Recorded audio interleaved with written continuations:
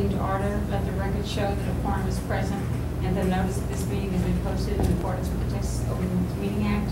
Please rise for the pledge and invocation.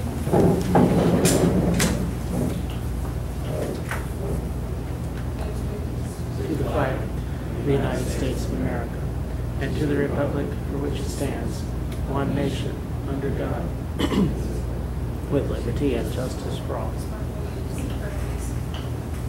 Dear God, thank you for everything that you have given us, and thank you for guiding us and making good decisions and going forward with this coming school year and everything that we need to do to continue on a very good pace going forward.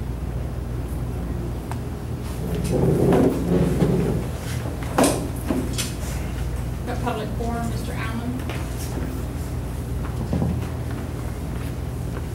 You got 3 minutes, and I will give you the notice when you've got 1 left. Thank you. Guys, this is the first time I got to talk to the 4 new guys that are all here. Let's see, 1, 2, are they all here? We're missing one? Missing one, okay. Well, thank y'all for running, doing what y'all did. The school board members that were here, they're gone now, and it's been a tough year. I've kind of laid back, didn't talk much these last 8 months, mainly about golf. Probably had missed 10 meetings, probably since 8, 9 years.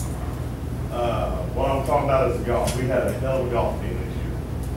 My niece didn't carry it. It was these other girls that were there on the girls' golf team, and a couple boys that were doing very well. It was neat to watch that. I want to thank Dr. Marino and Ms. Martin. They showed up at the state tournament, and I don't know who else, but I appreciate y'all coming. That was great, driving Marble Falls, watching them. I know my niece was sick. Y'all, some of y'all know that, some of you don't.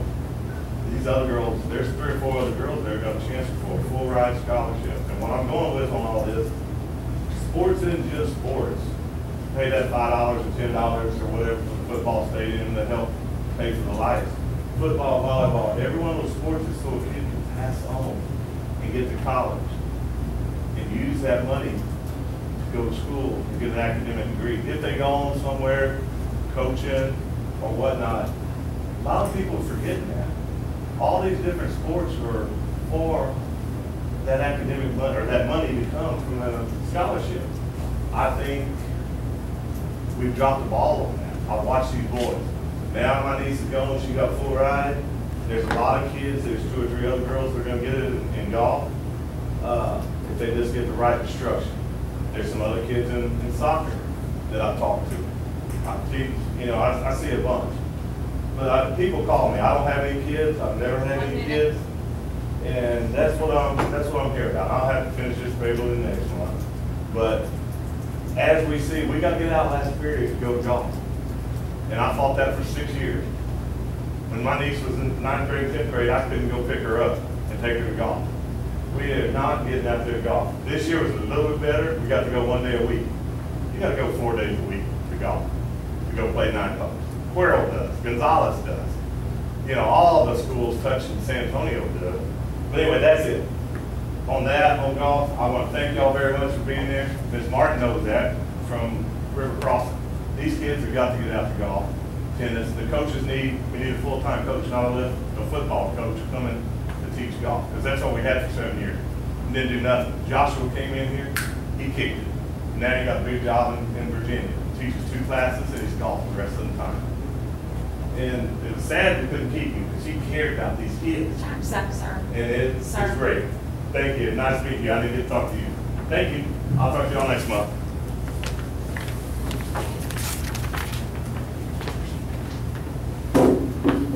Next, we'll move into our discussion and action items consent agenda.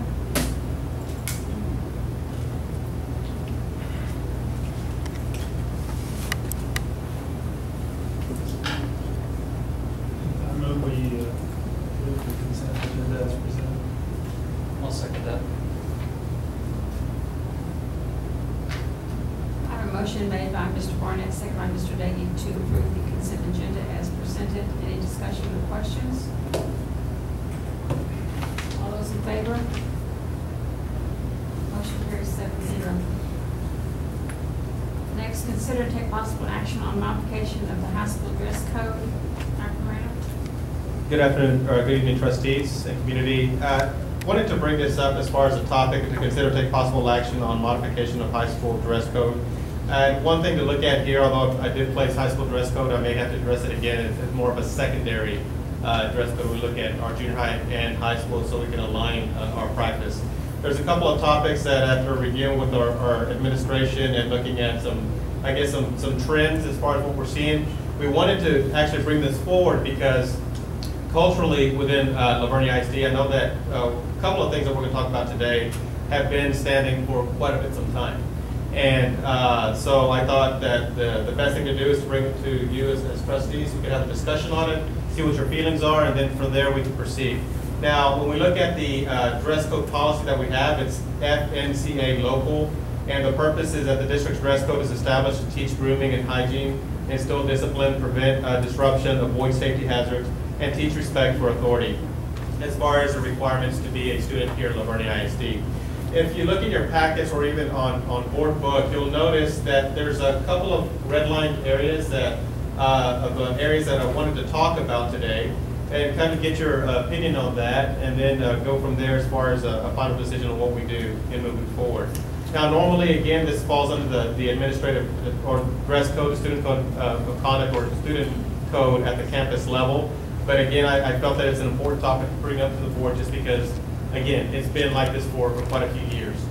So one of them, if we can get to, you'll see on the redlined area, and I do have our administrators here to answer some more detailed questions, is making an adjustment from, if we look at bullet number 1, jeans with shredding or holes that are more than 4 inches versus the 3 inches above with skin showing are prohibited. So basically there, and our administrators can give a little bit more examples on that. As long as they're covered, that's just something that we see just roundabout in town or anywhere else that you go out in the communities. So that's one area. If we go to the next page, or actually there as well, on the second bullet, the appropriate garment length is no more than, it was 3 inches, recommendation of 4 inches above the knee as measured in front, back, and sides. And then if we go to the next page, this is where I think what I wanted to ask you is more of the cultural piece that has always been here in Vernia, or has been here for quite a bit of time, is we're saying on dress code specifics for male students, wearing ear jewelry is prohibited. That stands. What we're asking is that on the next one, students shall be clean shaven, beards and or mustaches are not allowed.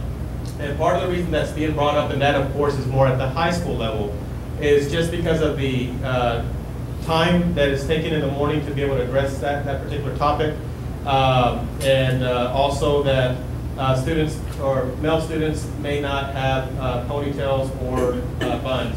So basically, again, and looking at the styles of hair and just through the years, styles do change.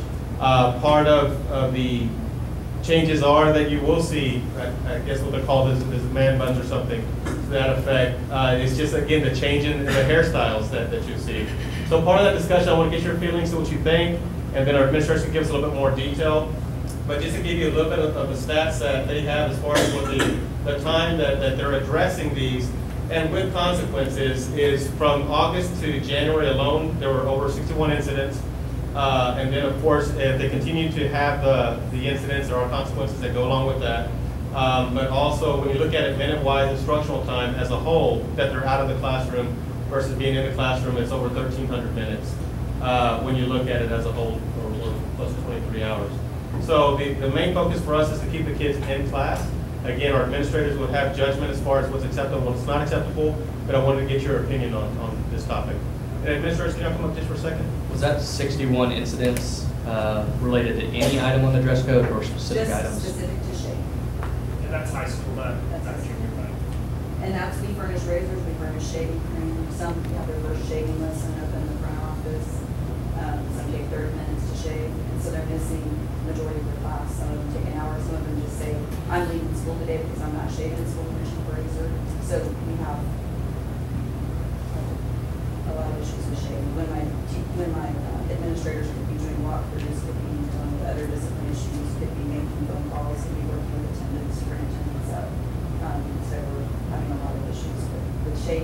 And I think it would increase attendance because we do have kids who are just refusing and wanting to go to ISS versus shaving. I'd rather have them be in the classroom. Is it 61 different people, these incidents? or is Some it- of them were repeat, but it is a variety of, I don't have that with me. Would you say half of them? So it's 30 people, Maybe or- about 30% of them, maybe.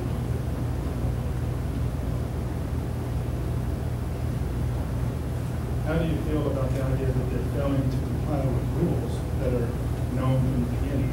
Isn't that more of an issue than the shaving itself? I think there's some rules, I think there's some battles, and I've been in this business for a long time, over 20 years, and I think that there's some battles at high school that you need to choose to fight, and then there's some battles that we shouldn't, because we need to focus on instruction, we need to focus on doing better on getting our kids college ready. I don't think whether or not they have facial hair is going to make them college ready or not college ready. I mean, that's just my personal stance on it. I mean, I see it on a day-to-day basis because the kids majority of the time come to the front office. And so, yes, I do have a problem with them not following it, but then when I have parents at home who think that their child shouldn't have to shave, and, you know, we have that coming up too, and when I look at other districts and they don't have, and when times have changed, they aren't requiring their students to shave, and don't have a stringent dress code as we do even now with those things marked out. I think that we're at a point where maybe we can choose our battles. Do you have a sample of the schools you're talking about that are? I know Northeast ISD, none of their schools require shaving. I think Vernia has moved to where they don't have to. I have to double check that. Floresville, they don't require shaving anymore. Yeah, I mean, if someone comes in and it's just, you know, their hair is unruly in their face and, you know, out of control, that would be addressed. But that's in the dress code where it says that the principal and assistant principals have the final authority to make changes on a case-by-case basis. So those things would be addressed. And if they're not, you know, neat looking, we would address that. So ultimately, the administrator has the final say-so Right, correct. as to whether the student is allowed or not. And if it deters the classroom environment or keeps other students from being able to participate in classroom Right, instruction, right. then y'all can make that Correct, change. correct. And we're still going to have, I mean, I know UIL Academics is still going to require their students to shave. I know our coaches are still going to require their athletes to shave. There's certainly, you're in certain activities, you're held to a certain standard, and that's what they choose. For being in football, if the football coach says, you know, y'all have to be clean shaven as part of being an athlete, then you do. I mean, so I think that once we do this, we're probably going to have a handful of kids who don't shave, and the majority of them are probably still going to shave because then it's like we get to now, so you know it's not a big deal. So how long of hair are you going to allow us to have? I think that what we see, the longest that I've seen is maybe just right a little bit past their shoulders, and it's clean, neatly groomed, it's out of the young man's face. He's one who the parents told me it was a religious expression. They sent me a long email explaining, and so at that time, with everything else going on, I didn't fight that battle. We talked, we said we were revisiting the dress code this summer. I would think that as long as it's out of their face, if they pull it back, I'd rather them be at school. I think instruction is most important, and if, you know, you've got a kid with long hair and they're still making straight A's and they're focused on going to college, that's the least of our worries. Something I would like to add on is when we had this conversation, we had it with both of our administrative teams, and kind of one of the consensus pieces that came up was that some of our kids that we're fighting these issues with are kids that don't really have a reason to be here a lot of times. And so it's making it a lot easier for them to not come to school. It's given a reason to push away, whereas our kids that are involved in band, athletics, UIL, they're more inclined to be following those. And so it's just, it's being divisive was kind of the consensus I felt among our admin teams as far as the high school kids go. If I recall, when we did this last time, wasn't there a community group that helped establish the dress code? I mean, was it just them folks? I thought we had parents on it and teachers who looked at the whole dress code that we had. That would have been before my time, I don't recall. This dress code was put together by our administrative teams based on some input we got from parents. Okay, so that's what I was getting at. Yes. The community basically had input on the code. So we're looking at changing things that, have we asked community folks what they think about this? Some parents expressed their beliefs, and then also my campus leadership team, which consists of parents. They have students who attend school at Vernia. They would rather have kids in their classes. I have my campus leadership team and my campus leadership team talk to their departments, and many of those are teachers who have kids who attend school. It's more of a hassle when they have to send a kid to the office, and sometimes the kid doesn't make it to the office to get the razor and shaving cream, and then they don't come back, and they're kind of absent, and you have to deal with by sometimes go to school. You know, there's just a lot of things. We're a big, wide open campus, and sometimes they don't shave, sometimes they do shave, and then the teacher has to explain why the child didn't get their work, so they'd rather have the kids in class too. I'd say the majority of my staff. It wasn't a formal process like last time, though. It's been more informal based on conversations we're having with parents. I think there's some aspects of intimidation also, right? That if we have some students that have full facial hair, other students that can't grow anything in the same classroom, isn't that one of the issues with allowing facial hair? I don't think it would Do you have more facial hair issues or more length of hair? be facial. Facial hair. What would the process look like forming a committee from community members outside of the campus leadership team to look at this? I think it would be about, just posing the topic. And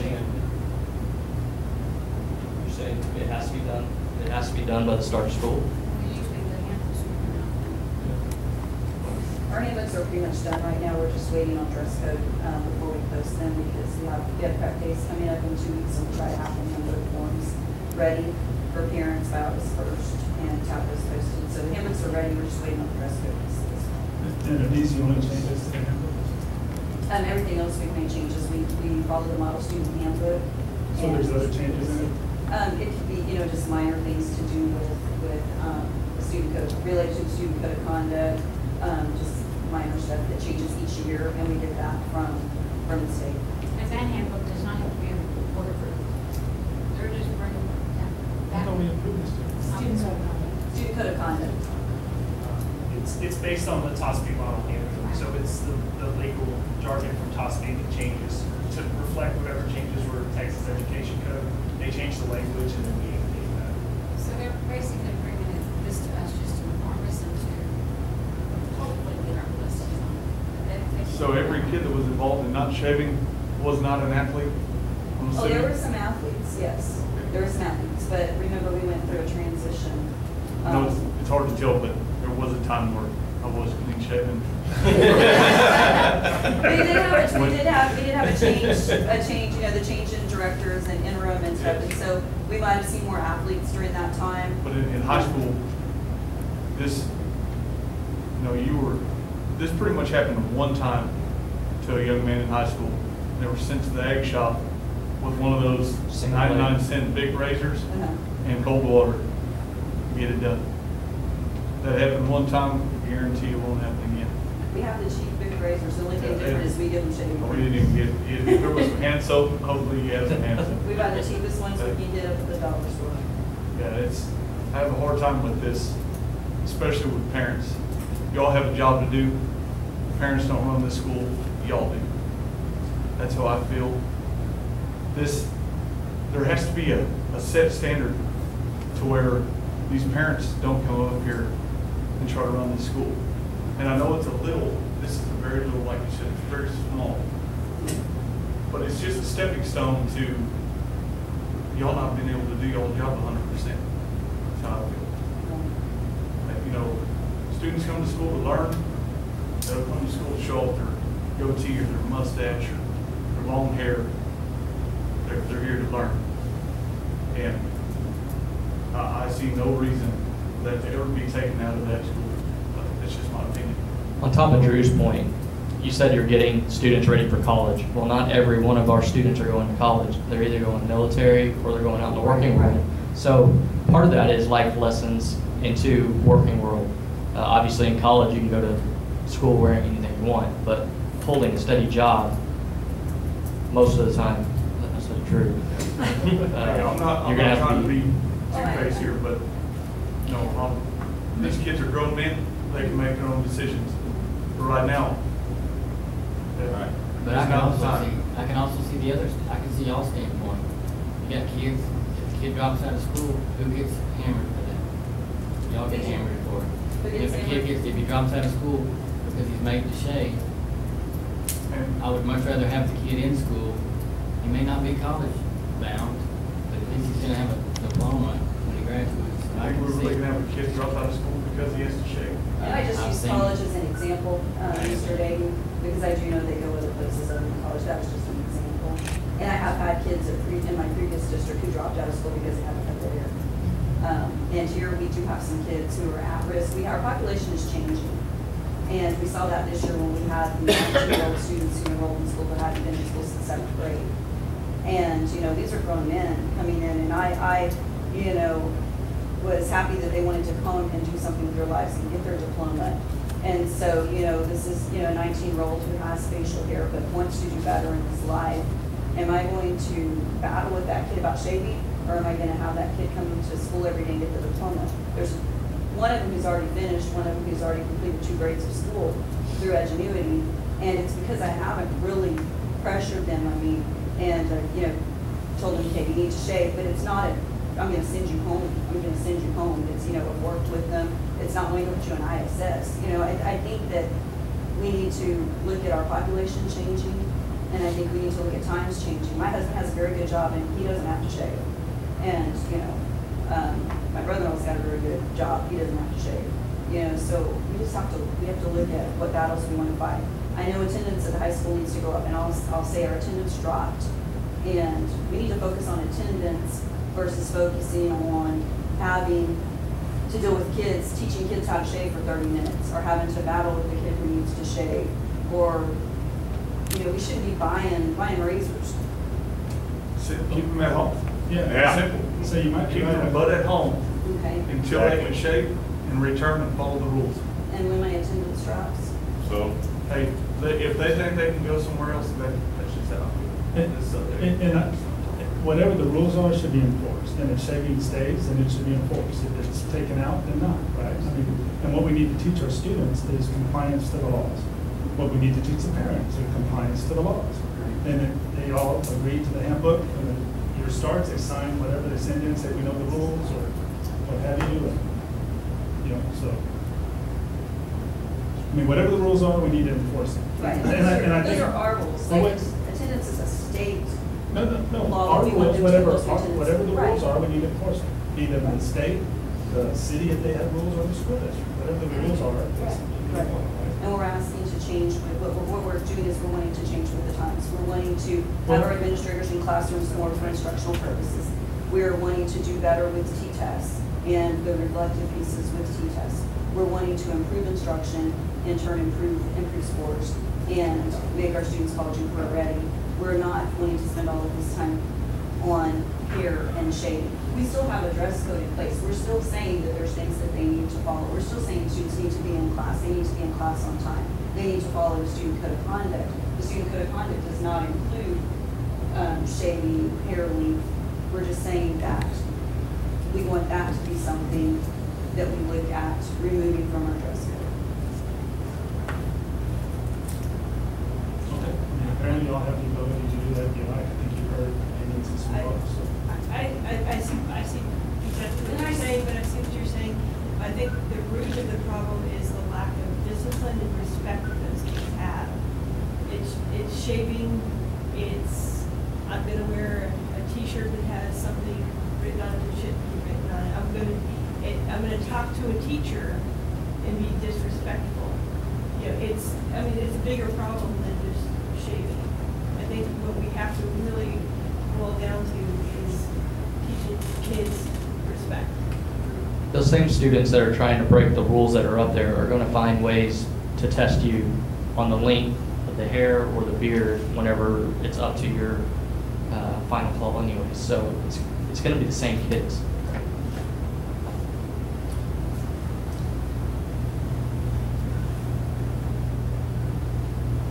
Would it make a difference if mustaches were allowed, but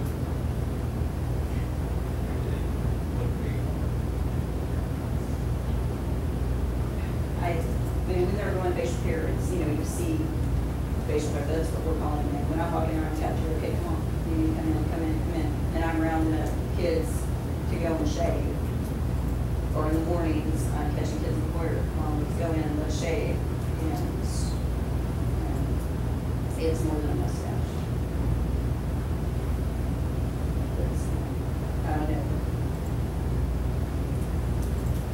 Well, what I was asking is if they really want to grow facial hair, you say you grow a mustache, you're saying that wouldn't be. Scruffs. I think they like to have, yeah, they like to have that scruffy look. What does it say for the staff? Can the staff have a beard? Yes, Staff can be unshaven? staff can have, Neatly groomed. neatly groomed.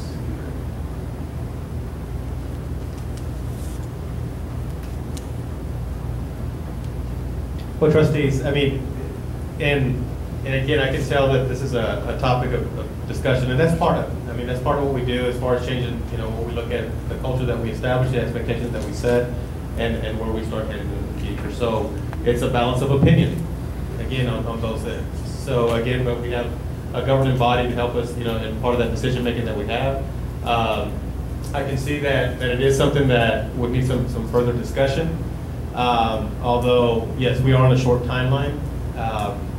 And it is something that we all have to really be able to live with as far as the expectations that we're establishing. I can tell that there's some set ideals and opinions, and that's okay. That's part of it. That's part of why we have the governing bodies that we do and the conversation democracy that we do. So I would say at this point then, again, there's a policy set, although the student code of conduct, there's the ability to make some recommended changes, but we also have to respect the overall, governing feelings as we have. This does open up an opportunity, though, for further discussion. It does open up an opportunity for further discussion as far as even if we do get to a committee type of setup. Now, I'm not familiar with the committee that was established before. I think that was discussed at that point. But, and also go from there, because ultimately, we as a community are going to set certain expectations that we choose to see as a community and move forward at that point. Well, let me ask Drew, so do you have an issue with the facial hair, or do you have an issue with the kid not wanting to follow the rules? Both. Well, I know, so you have an issue with the facial hair? Very much too? both. Okay. See, I can just talk for being an administrator in the school. It's an ongoing issue, and it's always going to be an issue, and it's got, it's going to get to where colored hair, I mean, it's coming. I mean, it's just everywhere. It's coming. So I understand your perspective. I came from a school where facial hair wasn't allowed. I'm out of school now to where facial hair isn't allowed. But I totally understand the administrator's point of view. They have, when you look at their scope of things to do during a day, we have everything from drugs to, you name it, whatever else is going on. Whether a kid has a little bit of peach fuzz on his upper lip is kind of minute. So, but, and I understand your perspective. Kids should shave. If that's the rule, they should shave. You're going to have that. So I can see y'all's point of view. I know it's a community. So, y'all tell me, what do you think? What's your... I'm in agreement with Drew, but I also think this is not an opportune time to relax rules at the high school. With everything that went on last year, I just think it's going to be a negative light in the community. Yes.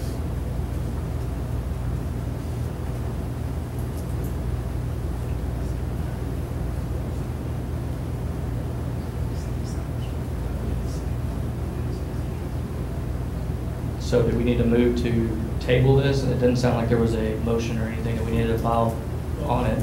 We don't have anything to say with this. This was purely for information, so. We could send an email out to all parents tomorrow to get together and set a meeting for next week, as early as next week after one of our leadership days. See who shows up, say that it's a meeting committee regarding dress code, and see what kind of response we get. A formal meeting. make it open to whoever wants to show up versus selecting those parents who typically will show up, because we know there's a handful who show up to meetings and volunteer to get it out